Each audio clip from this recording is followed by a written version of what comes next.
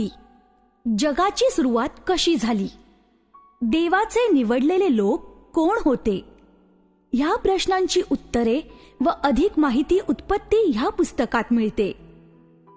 ह्या पुस्तकाची वैशिष्ट्ये कोणती?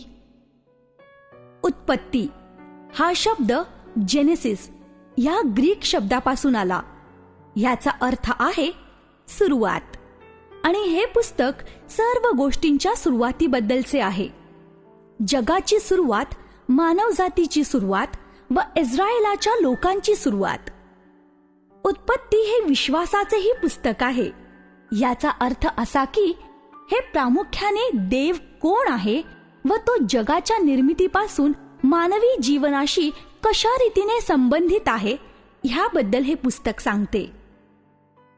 हे पुस्तक का लिहिले गेले? इस्रायल लोकांच्या पूर्वजांनी त्यांच्या घराण्याचा इतिहास लिहिला नाही, परंतु त्यांनी गोष्टी सांगितल्या. ह्या गोष्टी ते एका पिढीकडून दुसऱ्या पिढीला सांगत आले.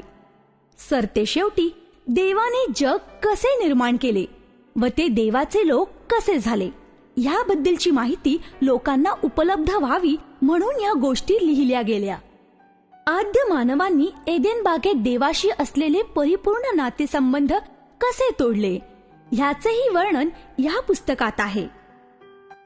परंतु देवाने मनुष्य प्राण्यांच्या बाबतीत हार मानली नाही.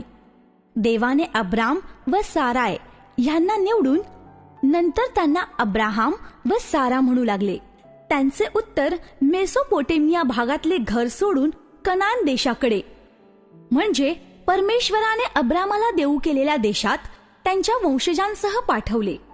तसेच देवाने अब्रामाला अभिवचन दिले की तो व त्याचे वंशज महान होतील व त्यांच्याद्वारे पृथ्वीवरील सर्व राष्ट्रे आशीर्वादित होतील. उत्पत्ती ह्या पुस्तकामध्ये असंख्य कुटुंबांच्या, घराण्यांच्या याद्या, वंशावळ्या दिलेल्या आहेत. त्यामुळे इस्रायली लोकांचे एकमेकांशी व प्राचीन पूर्वेकडील, मध्य पूर्वेकडील व उत्तर पूर्वेकडील आफ्रिकेची राष्ट्रे व लोक यांच्याशी कसे नातेसंबंध होते ते कळायला मदत होते. ह्या पुस्तकाची पार्श्वभूमी काय होती? परंपरेनुसार मोशे हा बायबलमधील उत्पत्तीसह पहिल्या 5 पुस्तकांचा लेखक व संकलक आहे असे मानले जाते. मोशेच्या जीवनाच्या कालावधीची निश्चिती करणे कठीण असले तरी बायबल, पहिले राजे 6:1 व इतर प्राचीन दस्तऐवज असा निर्देश करतात की तो काळ ख्रिस्तपूर्व 1400 ते 1250 दरम्यानचा असावा. ह्याप्रमाणे पाहता उत्पत्ती हा ग्रंथ 3300 वर्षे इतका जुना आहे.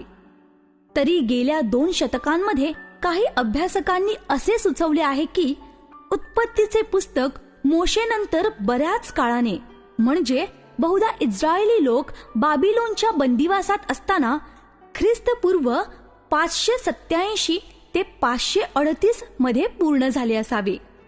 त्यांच्या लक्षात आले की बायबलमध्ये देवाने पृथ्वी निर्माण केली ह्याबाबतची 2 वर्णने असून त्यात किंचित फरक आहे.